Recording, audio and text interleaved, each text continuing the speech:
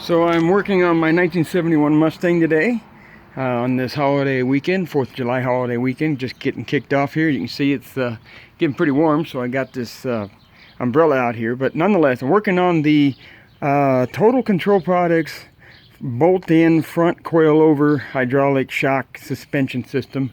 I'm getting it all hooked up. Now, I just want to provide an update basically to let you kind of know how the car is going, number one, but number two, just kind of, you know, some of the things that I'm running into, or noticing rather.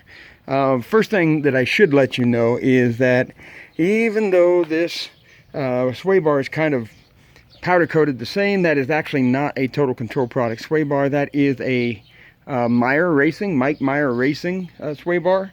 I got it from Speedway Motors. Apparently it was the last one. It was clearance. As you can see, it's got scratches on it and whatnot.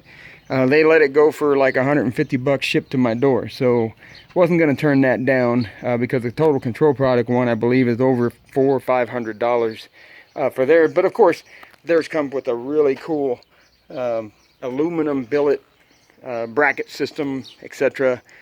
I'm not, I mean, it's under the car. I don't care. So anyway, it gets really close to the suspension, by the way, so you should know that. Now, I set this thing up the way that they told me to in the instruction, Total Control Products, as far as, you know, you start off with so many turns or inches or whatever here at the strut rod.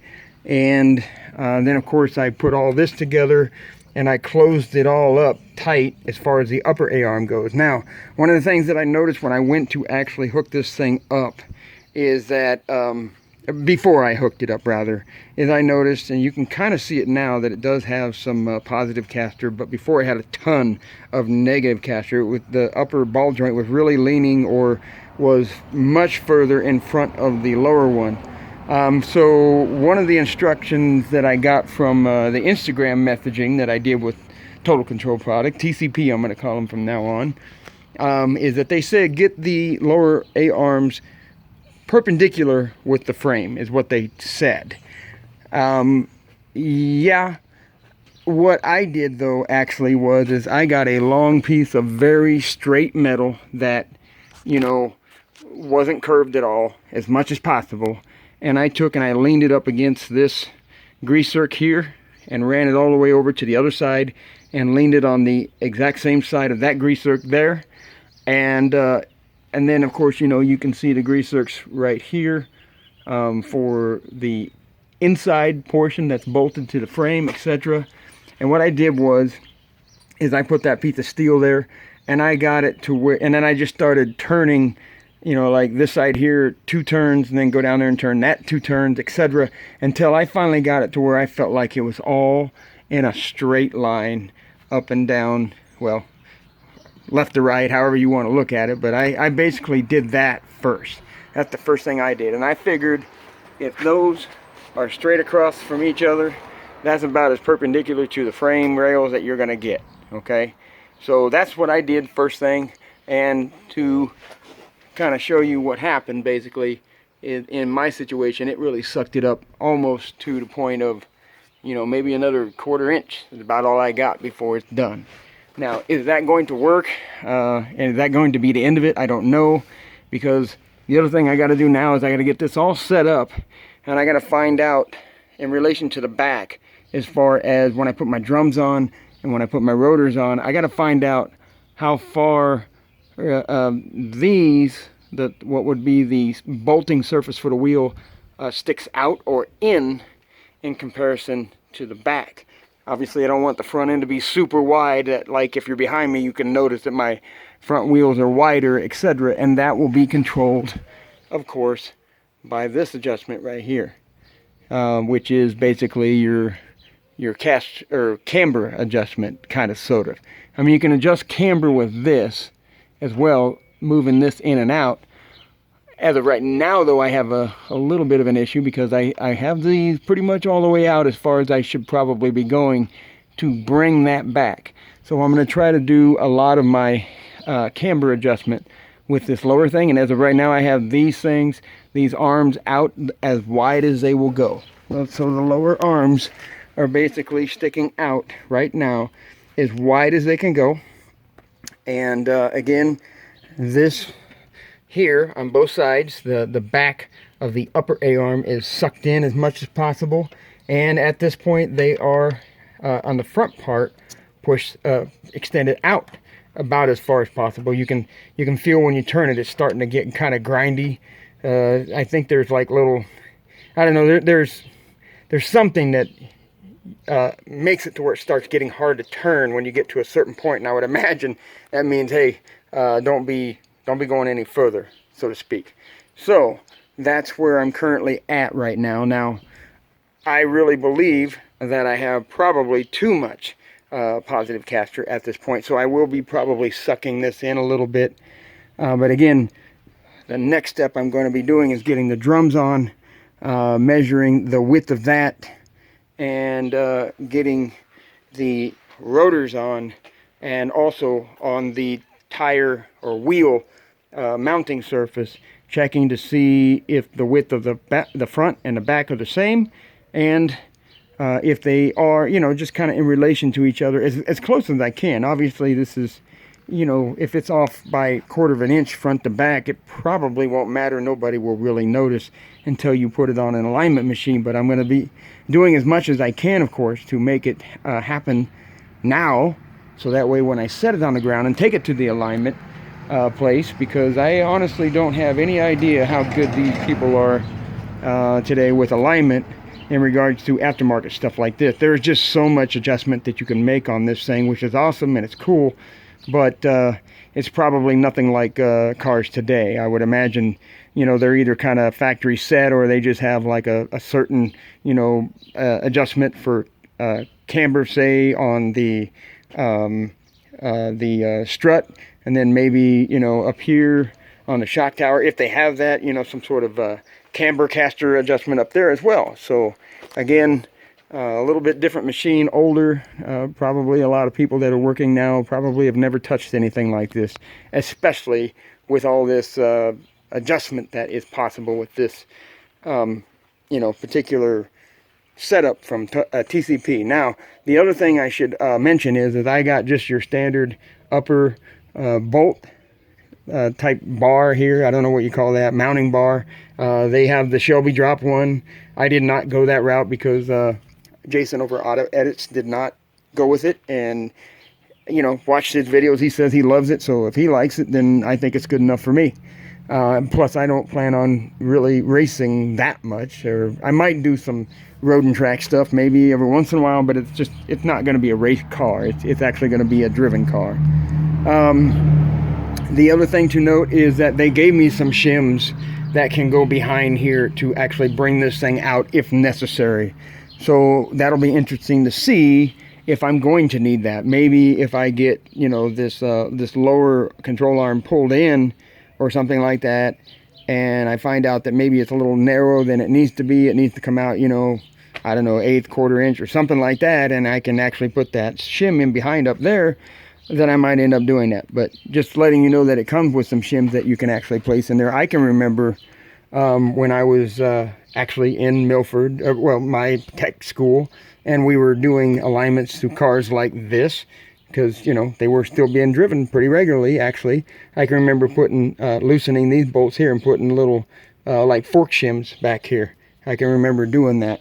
GM is also pretty popular with doing that, I believe, if I remember correctly, but it's been some years since I've done that. But I wanted to give you an update of what is happening with the car. Also wanted to kind of give you you know, a little bit of an update of what is happening as far as I assemble the TCP front end coil over shock conversion. So again, if you get it all on there and you notice that you have a ton of negative caster, that kind of thing, don't worry. I think, at least as of right now, I'm not worried, because I feel like I can adjust it up and get it to the right spot.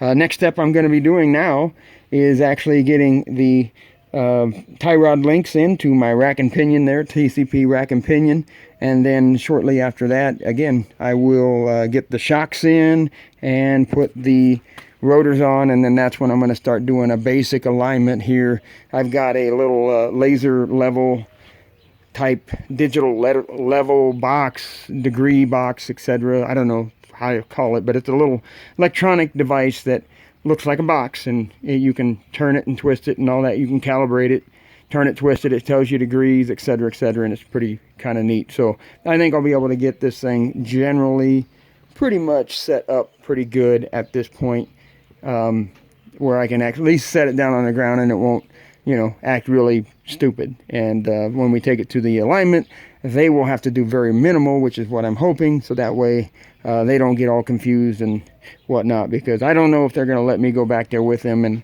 actually work with them, because, you know, I would be glad to go back there and help them figure out how to do it, but you know how insurance is these days. They sometimes do and do not let you do that. So but this is what's going on here with my Mustang currently. Just real quick, like you can see, I'm retrofitted in the 2005 Mustang seats, and I've got my column kind of sort of sitting in. This is just literally, this is just like set up fast. I want to get this thing on the ground real quick, get it on its weight, get the doors back in so I can finally line everything up here, and then cut these quarters out and cut this tail light panel out, and then go ahead and weld in the new ones and start doing body work. So that's really what my goal is right now, is to get this thing together and sitting on the ground as fast as I can. I've got a 302 engine with a 2-barrel carburetor on it that runs. We pulled it out of a pickup and it was running, so I plan to actually drop that in here with my transmission, which is right over there, and put that in here with the gear vendor. I won't hook up the gear vendor, as far as like I won't make it electronically, you know, activated or anything like that. It'll just send the power straight through in whatever gear it happens to be in right now, and hopefully everything with the transmission goes well, because I did rebuild it. I have no idea how well that's going to work. I wish I had a transmission test stand, but I don't. And again, that engine, I do know, that's the reason why I'm going with that 2-barrel 302, is because of the fact that when we pulled it out of that F-150, it was running. I didn't even loosen the distributor or nothing. We shut it off and we pulled the engine out, and so it should be ready to just drop right in and just start right up. And you can see that I've got my brake system, you know, the Hydro Boost system. I won't hook that up or anything, but I've yet to bleed the brakes because I don't have my calipers on the front. As soon as I get that, we'll get that all bled out. You can see I got my rack and pinion in place there, and the rag joint, I guess, if that's what you want to call it, drive shaft or whatever. One thing, yeah, real quick, I will admit with this is also TCP product. I don't have the bushing up in my steering column yet, so it kind of flops around a little bit there. I'd grab it, but I can't reach it. But one thing that I did have to do is I did have to grind. I don't know if you can see it right there. Maybe I can zoom in. Yes, I can. You can kind of see right there. I had to grind on the yokes a little bit because they were binding. The angle that I have here is almost a little bit too extreme. And I believe it was only that yoke right there. That one over there was perfectly fine. It did the job no problem. I mean, they call them, according to TCP and their what do you want to call it, their nomenclature, they call those extreme yokes or whatever, extreme angle yokes, but that set right there was not really ready. I had to actually die grind it. I mean, it was just such a small bit of grinding. So I mean, did I weaken it? No, I didn't. But it was a very small amount, because when I would actually turn the steering wheel, I could actually feel some, you know, chopping as I was trying to rotate it, and it was that bottom U-joint there that was actually binding up a little bit.